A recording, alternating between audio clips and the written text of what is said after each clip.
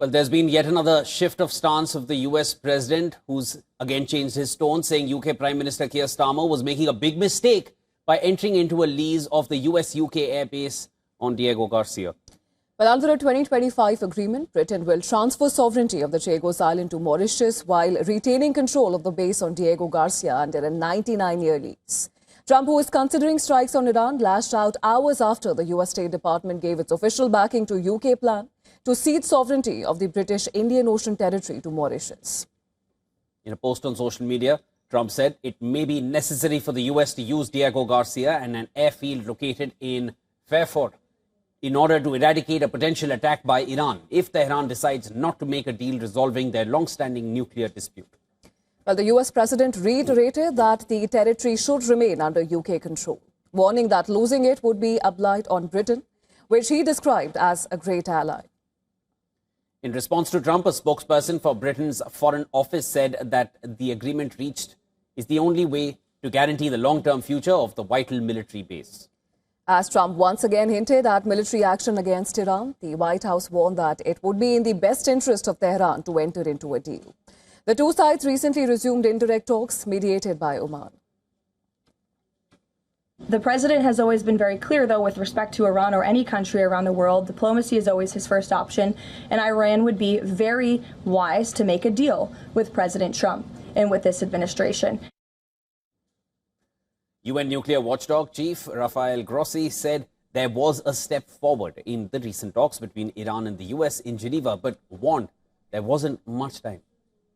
The US is building a major force of naval and air assets in West Asia, potentially setting the stage for a sustained military campaign against Iran.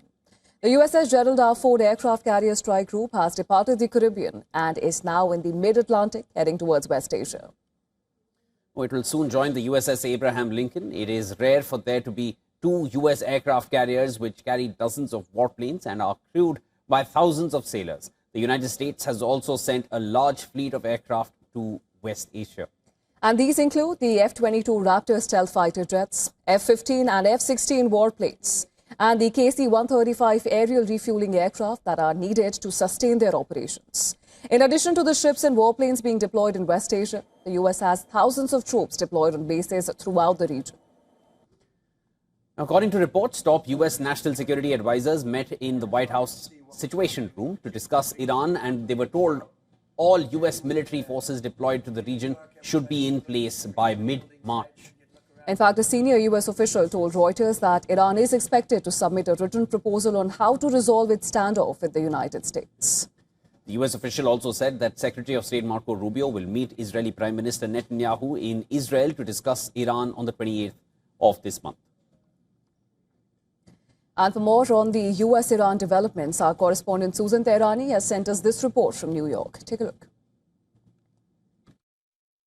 The United States and Iran may be on the brink of a major crisis. White House Press Secretary Caroline Leavitt says that the U.S. has many arguments for a strike against Iran as Tehran fails to accept Washington's red lines after talks in Geneva, while U.S. forces have rapidly reinforced the Middle East with jets as well as naval assets, a buildup that advisors warn could lead to a weeks-long military campaign against Iran. Axios is reporting now that President Trump had a high-level meeting with his top advisors about next steps, underscoring Washington is closer to a major war than ever before and more than many Americans even realize. Now, diplomatic efforts continue, but U.S. officials signal that without substantial Iranian concessions on its nuclear program and other things, military action remains on the table. So the question many are asking is whether or not we're